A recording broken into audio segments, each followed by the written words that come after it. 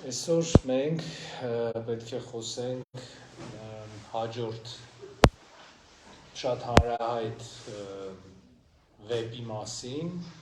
որի մոտիվներով մի քանի ֆիլմեր են նկարվել, որոնք մեծ դիտողականություն ունեին ու ունեն։ Տոլկինի Մատանիների տիրակալի եւ Սիլմարիլիոնի մասին պետք է խոսանք այսօր։ Ուրեմն, եթե գիտեք, Տոլկինի վեպը մի մեծ ընդհանուր վեպ է, շատ ծավալուն վեպ է, ու շատ հարցեր կար, երբ որ մարդիկ ընթերցում էին այս վեպը, շատ հարցեր էր առաջանում, եւ Տոլկինը որոշեց բացատրելու համար այդ ամեն ինչը գրել նաեւ Սիլմարիլիոն վեպը, որը ցույց է տալիս բոլոր պատմությունների սկիզբը, թե այսինքն որտեղից սկսեց։ Միևնույն ժամանակ Տոլկինը ընդհանրապես էպիկ ֆանտազիայի, այդ ժանրի, գրական ժանրի հիմնադիրներից մեկն է համարվում, ու բոլորը իրանից հետո, որ հիմա շատ հայտնի են եւ այլն, շատ երեխաների սիրահարն են, այսինքն սիրելի հեղինակներն են եւ այլն, իրենք հիմնականում իրենց ազդեցությունը վերցրել են Տոլկինից։ Ուրեմն Տոլկինը քրիստոնյա մարդ էր եւ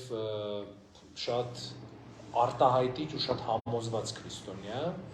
ասեմ, որ Տոլկինը Անգլիայի բրիտանացի է ազգությամբ ու կաթոլիկ, իսկ Բրիտանիայում կաթոլիկ լինելը շատ բարդ երևույթ է, որովհետև Անգլիայում ընդհանրապես անգլիկան եկեղեցին է դոմինանտողը եւ նաեւ անգլիկան եկեղեցին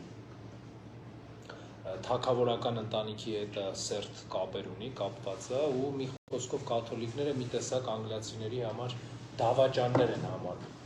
Դրա համար քրիստոնեությունը ընկալել կաթոլիկ մեկնաբանության մեջ ու կաթոլիկ մարդուց բրիտանացիների համար շատ դժվար էր։ Բայց ամեն դեպքում Տոլկինը իր վեպը գրեց, ես էլի բոլոր մյուս վեպերի նմանողությամբ իհարկե մենք սյուժետային վերլուծություն չենք անելու, թե ինչ սյուժետային զարգացումներ են լինում, մեզ հետաքրքրողը թե արդյոք կա կրոն Տոլկինի վեպերում եւ ինչպիսին է, եթե կա, ապա ինչպես է ներկայացվում այդ կրոնը։ Ուրեմն, փառք Աստծո, մենք մեկնաբանություններ ունենք, մի շարք, օրինակ Տոլկինի գրած նամակները թարգմանիչներին, վեպի մասին գրախոսական գրողներին, որտեղ ինքը հեղինակը բացատրում է, թե ինչ է, ինչ նշանակություն ունի։ Եվ մի շատ հետաքրքիր հարց կա այդտեղ, Տոլկինին հարցնում են, ասում են, արդյոք էլֆերը, որ կան ձեր վեպում, իրանք հեթանոսներ են, այսինքն բազմաստվածություն են պաշտում, ու Տոլկինի պատասխանը շատ լավ, ասում է, ես այնքան շատ սիրտ ու հոգի եմ դրել իմ վեպի մեջ, այնքան եմ սիրում ես իմ էլֆերին, որ իրանք ուղղակի չէին կարող հեթանոսներ լինել։ Պատասխան նամակ կա, եթե հեթանոսներ չեն, ուրեմն ուր է Աստված ձեր վեպի մեջ, եւ ինքը ասում է, իմ վեպը այն ժամանակների մասին է, երբ դեռ ճշմարիտ Աստծո գիտակցությունը չկար աշխարհում։ Ուրեմն Տոլկինը հենց սկզբից նշում է, որ սա քրիստոնեական աշխարհը չի։ Աստված ինքը իրան դեռևս չէր հայտնել այդտեղ։ Բայց միևնույն ժամանակ Սիլմարիլիոն վեպը, եթե դուք թերթեք, ինքը ամբողջովին գրված է նախ աստվածաշնչյան ոճով, որտեղ ժամանակագրական ոճով է գրված, առանց շատ երկար նկարագրությունների եւ մեկնաբանությունների, եւ հիմնականում գլխավոր Աստծո, այսպես ասած, որի անունը Էլուվատար է, իր գործունեության մասին է խոսում եւ նաեւ այսպես ասած, եթե քրիստոնեական գաղափարին վերափոխենք, հրեշտակապետերի, որ 7 հրեշտակապետեր են։ Եվ ինչ մի հետաքրքիր բան կա այստեղ, ուրեմն աշխարհը ըստ Տոլկինի ստեղծվում է Էլուվատարի երգից։ Ինքը սկսում է երգել եւ աշխարհը սկսում է ստեղծվել այդ երգից եւ 7 հրեշտակապետերը, որ ինքը ուներ, ամեն մեկը իր մեղեդին է ունենում ու բոլորը իրար հետ երգելով ստեղծում են գեղեցկությունը։ Բայց իրանցից մեկը հպարտանում է, ում անունը Մորգատ էր, այս անունները պարտադիր չի հիշել, ուղղակի որպեսզի կոնկրետություն լինի, ես դրա համար եմ այդ անունները տալիս, ինքը չարանում է Էլուվատարի դեմ, հպարտանում է իր դեմ, ու սկսում է հակառակ գործել նրան։ Օրինակ, եթե ստեղծում են մյուս վալարներ են դրան կոչվում, հա, ռեշտակապետերը այսպես ասած։ Եթե իրանք ստեղծում են անձրևը, որպեսզի ցողի հողը եւ բույս տանը, ինքը սառնամանիքն է ստեղծում ու սառում ու ձյուն է գալիս, բայց միևնույնն է, ինչ էլ որ անում է այս չարը, ինքը միևնույնն է ելու վատարի մեծ գաղափարից աշխարհը ստեղծելու, հարմոնիկ դարձնելու չի կարողանում դուրս գալ, որովհետեւ ինչ էլ ինքը երկեր, ինքը միևնույնն է չէր կարող երկել մի բան, որը ելու վատարի մեջ ու մտքում չկար։ Այսինքն ստեղ արարչության հետ կապված, ընդհանրապես Աստծո ընկալման հետ կապված կարևոր գաղափար է տրվում մեզ, որ ամեն ինչ մեր կյանքում, ինչ էլ որ կատարվի, եւ լավը եւ բարին, դրանք մի մեծ տիեզերական կարգավորության մի մասնիկն են ընդամենը։ Բայց շատ հետաքրքիր ու կարևոր է, թե ինչի համար էր Տոլկինը այս վեպը գրում։ Ուղղակի եթե ձեզ հետաքրքրի ու դուք փորձեք այս հեղինակին ճանաչել, ծանոթանալ, իր տարբեր գրախոսականները կարդակման եւ այլն, ինքը չկա գրեթե մի գործ, մի տող, որտեղ ինքը քրիստոնեության մասին չի խոսում։ Ու գիտակից քրիստոնեության, այսինքն ինքը ուղղակի մարդ չէր, որ ինքը ասում էր ես քրիստոնյա եմ, այլ մարդ էր, որ բավականին ուսումնասիրում էր Սուրբ Գիրքը, հայրերին եւ այլն, եւ ապրում էր այս ամեն ինչով։ Եվ Օքսֆորդի կաթոլիկ ամբիոնը, այսպես ասած, քոլեջը, իրան նամակ է գրում հարցնելով, թե ինչի գրեցիք դուք այս վեպը։ Եվ ինքը ասում է, ես փոքրուց շատ սիրել եմ խոսքը, բառը։ Եվ շատ սիրել եմ հորինել նաև տարբեր լեզուներ, եւ ինձ պետք էր մի աշխարհ, որտեղ այդ լեզուները օգտագործվեին։ Եվ ինչն է հետաքրքիր, մենք հիմա կանդրադառնանք դրա քրիստոնեական խորքին։ Ուրեմն տեսեք, մենք ոնց ենք ընդհանրապես, չէ՞, մեր աշխարհը ոնց է ստեղծվել կամ եղել։ Եղել են մարդիկ ստեղծել են խոսքը, բառը։ Հիմա Տոլկինը հակառակ կողմից է գալիս։ Ուրեմն կա լեզուն, կա խոսքը, եւ այս խոսքը ձևավորում է մարդկանց։ Եվ եթե Հովանու ավետարանին մենք հիմա անդրադարձ անենք, սկզբից էր բանը, խոսքը, բանը Աստված էր, խոսքով ստեղծվեց ամեն ինչ։ Ուրեմն ամենակարևոր գործող կերպարը Տոլկինի վեպում այդ խոսքն է։ Ու իզուր չի, որ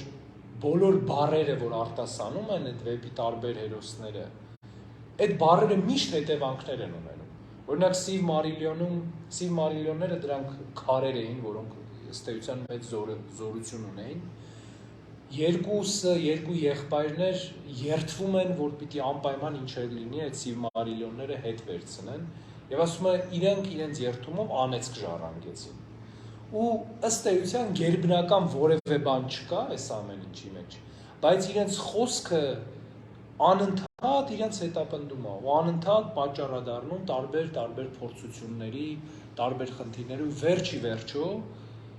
իրանք մահանում են ամեն մեկը անպատվաբեր մահով, չնայած որ անում են ինչ խոստացել են։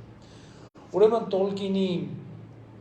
նման մոտեցումը խոսքը որպես արարող, խոսքը որպես ստեղծող, ինքը մեզ ու հատկապես այն մարդկանց, ովքեր քրիստոնյաներ չեն, թույլ է տալիս մտածել այս ուղղությամբ, թե ինչ կա մեր կյանքում, ինչ բովանդակություն կա։ Եվ այս գաղափարի մեջ մենք տեսնում ենք, որ ինչի մասին որ խոսում են մարդիկ, դրանով իրենք ապրում են։ Եվ սա աստվածաշնչյան ուղիղ համարն է, որ սրտի ավելցուկից է խոսում բերանը։ Այսինքն, եթե մենք անընդհատ խոսում ենք օրինակ ատելության մասին, բամբասում ենք, ես ենք անում, ուրեմն մեր բովանդակությունը մենք փոխում ենք։ Եվ դրա հակառակը, երբ որ մենք Աստծո մասին ենք խոսում, Աստծո մասին ենք մտածում, Աստծով ենք լցվում, մեր բովանդակությունը ինքնին փոխվում է։ Այսինքն մեզ առաջարկում է մի մոդել, որի վրա մարդը կարող է բովանդակային փոփոխություն ունենալ։ Եվ այս բովանդակային փոփոխությունը մեր խոսքի ու մտքի փոփոխությունն է, հնչյունների նաև փոփոխությունն է։ Եվ վեպը կարդալու ընթացքում ինքը անընդհատ տարբեր նույն բառը տարբեր լեզուներով է ասում, ասենք էլֆերի էս ինչ լեզվով, մարդիկ սրան այսպես էին ասում։ Ինչու է այս շատ կարևոր Տոլկինի համար, որովհետև ինքը այդ ամեն մի բառի մեջ տեսնում է վերաբերմունքը այդ երևույթի նկատմամբ։ Օրինակ կար մի սար, որը այդ Մորգաթի հետ պատերազմների ժամանակ գրավել էր եւ այլն, որին էլֆերը, որոնք ըստ էության, եթե նայենք քրիստոնեական ընկալման մեջ, հրեշտակներն էին, ովքեր գրեթե անմահ էին, այսինքն շատ երկար էին ապրում, շատ ազատ էին մարդկային կրքերից եւ իրենց սկզբնական շրջանում իրենք նաեւ շատ հավատարմորեն ծառայում էին, այսինքն իրենց ամենամեծ գործը իրանք համարում էին Էլուվատարի գլխավոր Աստծո, այսպես ասած, Արարիչ Աստծո կամքի կատարումը իրանք այդ էին համարում։ Ուրեմն նույն սարը էլֆերը կոչում էին արևածագի սար, մարդիկ կոչում էին մահվան սար, այս ամեն ինչը։ Այսինքն այս ընկալումն է միևնույն երևույթի, միևնույն լինելիության տարբեր ընկալումներն են մեր խոսքում։ Եվ եթե դուք նայեք, մենք մեր վերջի կյանքի, մեր վերջի տարիներին, չէ, այս ամեն այս բոլոր փորձանքների բանի մեջ, ինչքան բառեր են, որ մեր բառապաշարի մեջ, մեր օրվա ամեն օրվա խոսակցության մեջ, ինչքան ավել են, չէ, այդ բառերը, ատելության բառերը եւ այլն, ու ինչքան մենք շատ ենք օգտագործում այդ բառերը, այնքան շատ են այդ երևույթները անընդհատ մտնում մեր կյանք ու սկսում են մեզ ամեն ինչով պատել ու մի բան թվում է թե մեր շրջակայքը ամբողջությամբ դա է։ Ուրեմն Տոլկինը նաև շատ կարևոր անդրադարձ ունի մահվան գաղափարին ընդհանրապես իր վեպում եւ շատ մի կարևոր միտք ունի, որ ասում է Սիլմարիլյոնն, ասում է, որ Աստված մարդկանց տվեց մահը որպես շնոր հավիտենական լինելու եւ սա հայրաբանական գաղափար է իրականում, որ ինքը տալիս է։ Եվ դրա զուգահեռ էլֆերը եւ տարբեր մնացած արարածները որտեղ կային, որոնք շատ երկար էին ապրում, գրեթե անմահ էին։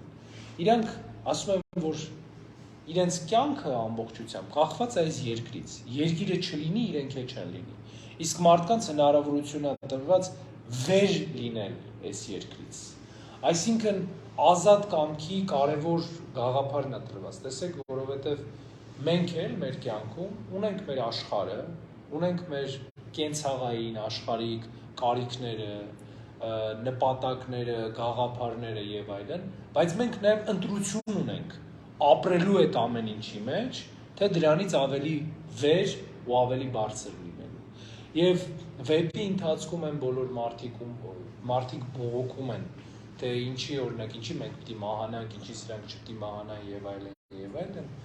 Եվ իրենց ընտրությունն են կատարում։ Եվ ովքեր որ ընտրում են ըստ էության աշխարհը, թեև շատ գեղեցիկ էր, իրանք վերջի վերջո չարի կողմնակիցներն են դառնում։ Եվ որովհետև երբ որ ընտրում են աշխարհը, իրանք մոռանում են, թե ինչ մեծ առաքելության համար են իրանք ստեղծվել։ Եվ շատ կարևոր մի հատ գաղափար կա Տոլկինի վեպում, որ ես կուզեմ սրան մենք մի քիչ ավելի երկար անդրադառնանք ու ավելի խորությամբ խոսենք սրա մասին, որովհետև մնացած բլոկբասթերները, վեպերը, կոմիքսները եւ այլն, որ հիմա շատ հայտնի են երիտասարդության շրջանում, իրանք էլի խոսում են իշխանության մասին։ Եվ Ջորջ Մարտինն էլ մեր անցյալ հանդիպման երբ որ մենք խոսացինք, ասացինք, որ իր հիմնական խնդիրը իշխանության ներկայացումն է, իշխանության պատկերացման։ Եվ Տոլկինը ներկայացնում է, որ ինչ էլ որ անեն մարդիկ, ինչ էլ որ անեն էլֆերը, միևնույնն է կատարյալ իշխանություն, իշխանությունը իր լրիվության մեջ ունի միայն մեկը, Արարիչ Աստված, որովհետև ինչի մեջ որ իրան գործում են, այդ արդեն արարված է Աստծո կողմից։ Ուրեմն ինչ էլ որ իրանք անեն, ինչքան էլ մտածեն, որ իրանք է սրա վրա իշխանությունն են, նրա վրա իշխանությունն են, կյանքի ու մահվան վրա, այսպես ասած, իշխանությունն են, միևնույնն է, ամեն ինչի վերևում կանգնած է Աստված։ Եվ ինչպես որ մեր նախորդ քննարկման ժամանակ մենք հիշեցինք Պիղատոսին ասած Քրիստոսի խոսքերը, որ Պիղատոս ասեց, չգիտես, որ իշխանություն ունեմ քեզ փրկելու, այսինքն ազատելու եւ իշխանություն ունեմ քեզ սպանելու, Քրիստոս ասեց չէր ունենա, եթե իմ հայրը տված չլիներ դա քեզ։ Ուրեմն Տոլկինը ներկայացնում է յուրաքանչյուր իշխանություն միայն Աստծո թույլ տվություն եւ շատ քրիստոնեական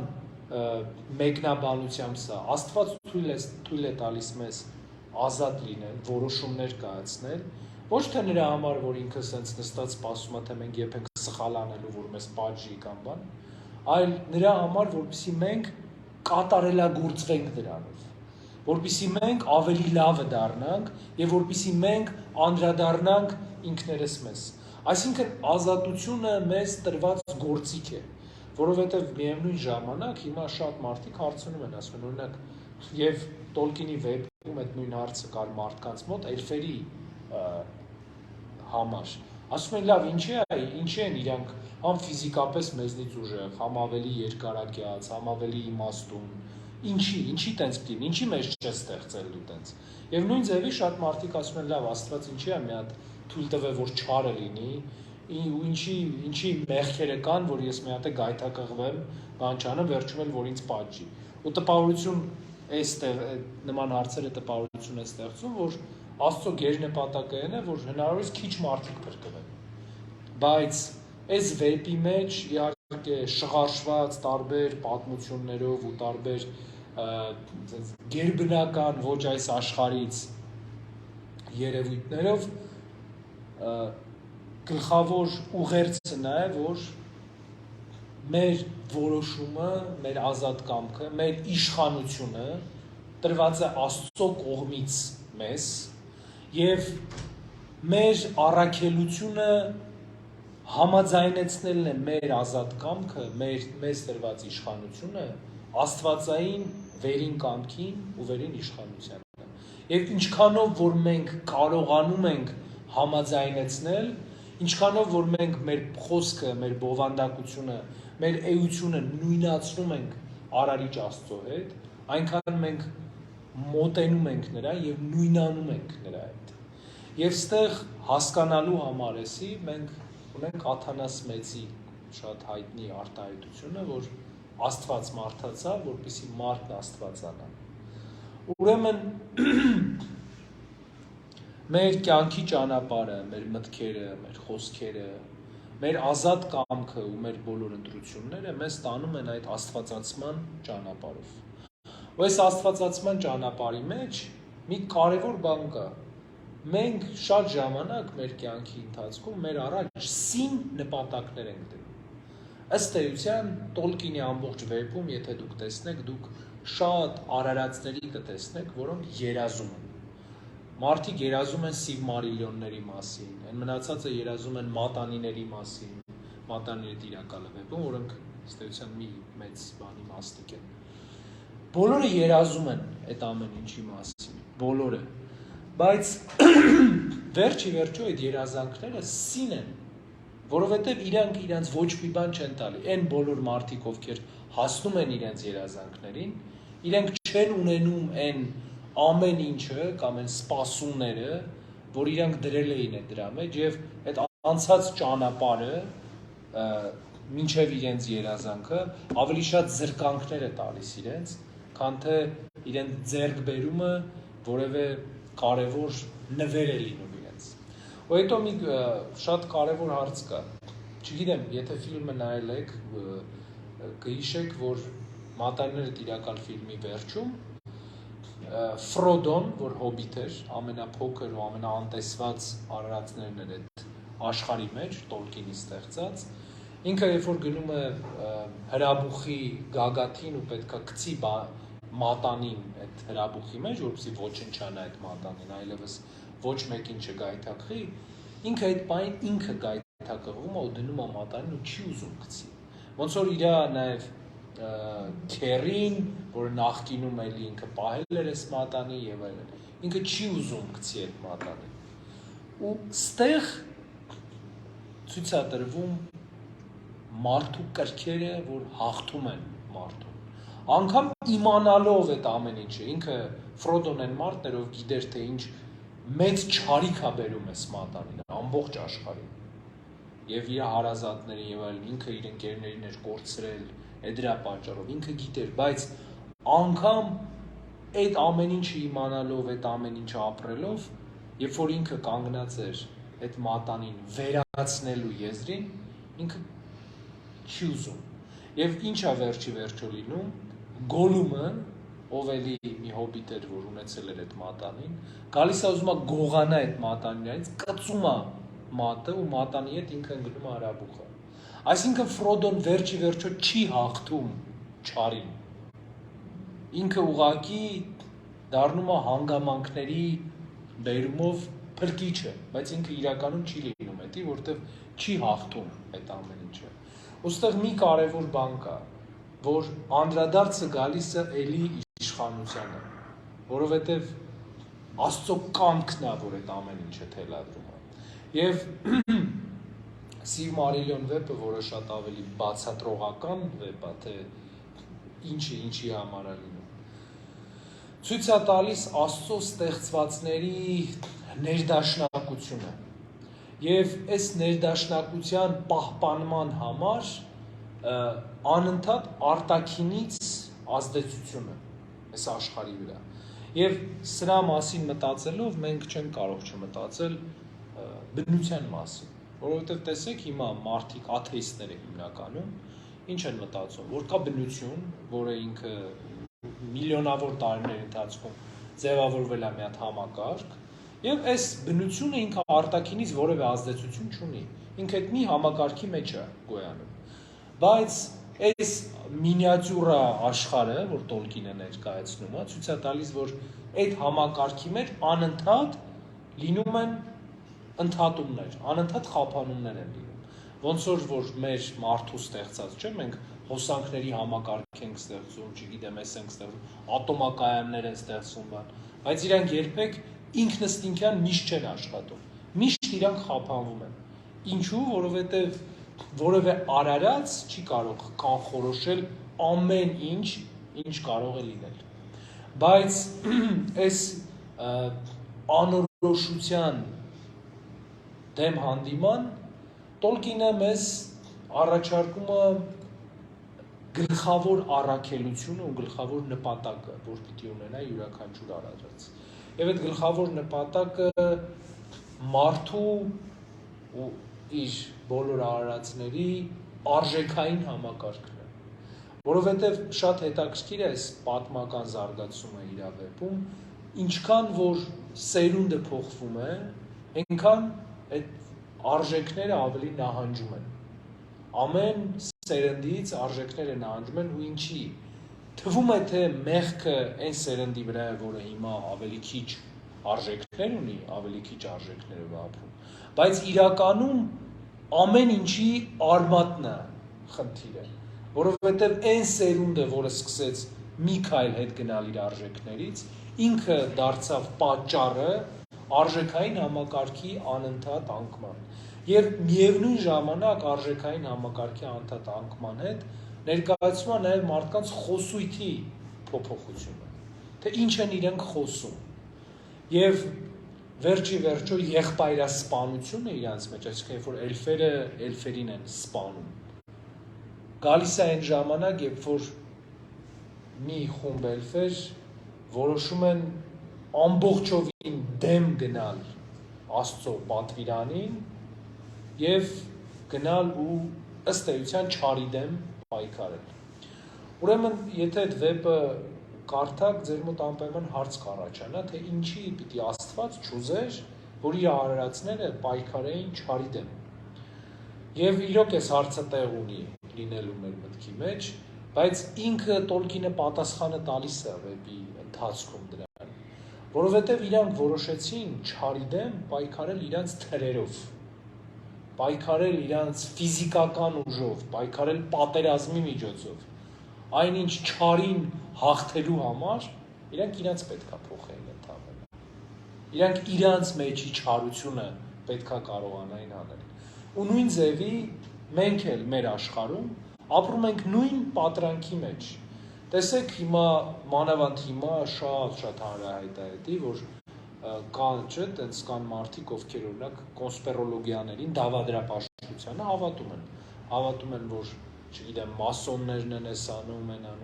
եւ այլն։ Իհարկե, ես չեմ խոսում դրանք կան թե չկան, կարան լինեն թե չեն կարա լինեն, որովհետեւ այդտեղ ենթադրությունների դաշտում է դա, էլի ոչ թե իրականության, բայց մի կարևոր մեծ խնդիր կա, երբ որ մարդը մտածում է, որ ինքը պայքարում է չարի դեմ, բայց իրականում իր բոլոր պայքարները իր բովանդակային փոփոխությանը չեն վերաբերվում, այսինքն մարդը ինքը չի ուզում ինքը իրան փոխի, ինքը մտածում է, որ այս մեկը ինձ սատանիզմ է քարոզում, այս մեկը վատ բան է ասում, խնդիրը ինքն է, եթե ինքը չլինի, դա կվերանա, բայց Տոլկինը ցույց է տալիս, որ չէ, խնդիրը նրա մեջ չի, որ կան սատանիստներ, խնդիրը նրա մեջ չի, որ կան չարը պաշտող մարդիկ, խնդիրը նրա մեջ է, որ ովքեր որ Աստծուն են պաշտում, իրանք սրտով հավատարիմ չեն Աստծուն, չեն ուզում Աստծո կամքը իրանց մեջ ընդունել, ու չարի ամենամեծ հաղթանակը մի դրվագում Մորգոտը ոչնչացնում է գրեթե բոլորին, ամբողջ մի մեծ բանակ է ինքը ոչնչացնում, իր ամենամեծ հաղթանակը այն է, որ մարդը արարածը որոշում է իր դեմ պայքարել իր գործիքներով, որովհետև երբ որ մենք մեղքի ու չարի դեմ սկսում ենք պայքարել, օրինակ ստի դեմ պայքարում ենք ստով, չարի դեմ, բռնության դեմ պայքարում ենք բռնությամբ, վաշխառության դեմ, տարբեր զեղծարությունների անազնվության դեմ սկսում ենք պայքարել նորից ազնվությամբ, մենք ոչ թե օգնում ենք, որպեսզի դա վերանա, այլ ավելի ենք շատացնում են։ Չնայած մենք այն պատրանքի մեջ ենք ապրում, որ մենք դա անում ենք հատուկ նրա համար, որ քչանի ասակ, որ սա վատ լինի եւ այլն։ Ու դրա համար էլի տեսեք այս վեպում էլի կա ավետարանական արձագանքը, որ չարին չարով մի պատասխանեք, այլ բարությամբ հաղթեք չարին։ Այսինքն, եթե դու չարի տարբեր մեղքերի հանդիման լինում ես էլի մեղավոր, դու ոչ մի բանով չես կարող հաղթահարել դա։ Ոչ մի բանով դու չես օգնում, որպեսզի աշխարհից այդ երևույթը կամ քո շրջապատից այդ երևույթը կչանա, այլ ընդհակառակը դու ավելացնում ես։ Օրինակ մեր ներկա աշխարհում, մեր ներկա երկրի իրավիճակի մեջ մենք սենց մի հատ բան ունենք, չէ՞։ Եթե մի կողմ օրինակ էս մի բանն է պաշտպանում, մի կողմը էս մեկին է պաշտպանում, եթե էս մի կողմից էս մեկին վատ բան են ասում, էս մի կողմից անպայման ուզում են իրանց էլ վատ բան ասել։ Ու ամեն կողմին է որ հարցնում ես, ասենք ինչի ես վատ բան ասում, ասում է դե որ ինքը հանկարծ չսխալվի, իբրև թե իրենց բարի նպատակներով, էլի որ ես տեսնում եմ, որ ինքը մոլորության մեջ է, դրա համար իրան հայոյում եմ, ատում եմ, որ ինքը այդ մոլորությունից դուրս գա։ Եվ իրականում, երբ որ մենք այս ամեն ինչը նայում ենք վեպի մեջ, թղթի վրա, մենք մեր վիճակի ծիծաղելի լինելը հասկանում ենք, որ այդ մեր մտքերը, որ մենք կարանք հնարավոր է չարով հաղթել, այդ պատրանք է մեծ։ Եվ ինչ հետաքրքիր բան կա այս ամեն ինչի մեջ ընդհանրապես չարը մարդու կյանք ընկալելու ու չարը մարդու կյանք ընդունելու, որ Աստված նախ եւ առաջ տարբեր արարածներ է ստեղծում։ Իր տիեզերքի մեջ, Տոլկինի մարդիկ կան, թզուկներ կան, էլֆեր կան, հոբիտներ կան, արծիվներ կան, որ տենց բարձր թռչող, մեծ արծիվներ կան։ Այսինքն Աստված ինքը զանազանություն է ստեղծում։ Բայց մինչ քանի դեռ չարը չի մտնում այս ամեն ինչի մեջ, իրան կարողանում են միաբանված ապրել։ Եվ սկսում են բաժանվել այն ժամանակ, սկսում է իրանց մեջ ատելություն մտնել այն ժամանակ, երբ որ իրանք սկսում են մեկը մյուսի տարբերությունները չընդունել ու չընկալել։ Երբ որ իրանք մտածում են, որ հասակը, մաշկի, աչքերի գույնը եւ այլն, խոսքի, դիալեկտի տարբերությունը դա թշնամությունը կամ սխալը։ Այսինքն մի ուրիշ գաղափար է գալիս, որի մեջ մենք ենք նաև։ Մենք մտածում ենք, որ եթե մարդ մեր նման չի խոսում, մենք չենք մտածում, որ դա ուղղակի իր ձևն է խոսալու, ասենք եւ այլն, էլի։ Ասենք լեզուն թեկուզ։ Մենք մտածում ենք, որ ինքը սխալ է ուրեմն։ Մենք ենք ճիշտ։ Եվ մենք իբրև թե տեսեք, ինչ ամենակարևոր հարցը կա այստեղ, որ գրեթե բոլոր հանցագործությունները բարի մղումներով են գործվում։ Երբ որ մղման մասին հարցնում ես, բոլորը բարի մղումներ ունեն, լավ բանի համար են ուզում այդ անել, բայց իրականում իրանք հանցագործություն են անում, իրանք իրականում վատ բան են անում, եւ սրա հիմքը նրա մեջ է, որ մենք բովանդակային առումով, խորքային առումով որևէ բանի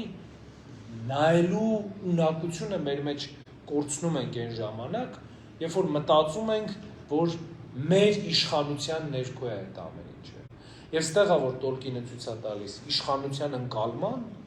եւ մարդու կենցաղային քայլերի, կենցաղային գործողությունների տարբերության մասին։ Եւ տեսեք օրինակ մեր եկեղեցում ես նրա մասին եմ խոսում, ինչի ես շատ առնչվել եմ։ Ասենք կան մեր հասարակության մեջ կան տարբեր կրոնական ուղղությունների պատկանող մարդիկ, աղանդավորներ կամ այլ այդպես ոչ քրիստոնեական էլի ուղղությունների մարդիկ։ Ու երբ որ իրանց օրինակ ասենք ասում օրինակ ինչի եք դուք ցեղ շպրտում եկեղեցու վրա, հոգևորականների վրա, ասում որովհետև իրանք Աստծուց հեռացել են, ճշմարտություն, այսինքն ըստ էության իրանք ասում են, որ իրանց սիրտը ցավում է